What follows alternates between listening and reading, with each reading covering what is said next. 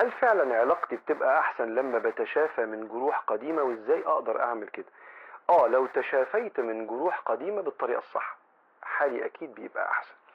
والتشافي يكون عن طريق اولا النظر الى قدر الله، ان ما حدث في ماضية سواء في علاقاتي او في طفولتي كان من اختيار الله، والله لا يختار الا الخير، فرب الخير لا يأتي الا بالخير. حتى ولو كان هذا الامر مؤلم فهو يشبه كل عملية جراحية مؤلمة يأتي من وراءها العوض والشفاء إن شاء الله. فأنا محتاج أريفريم، أعيد النظر، أعيد عنوان ما حصل لي، أن الله سبحانه وتعالى أراد أن ممكن يحصل أزمة في حياتي، في تربيتي أو في ماضية، ولكن يأتي من وراءها عطاء وخير كبير من الملك الكريم سبحانه وتعالى.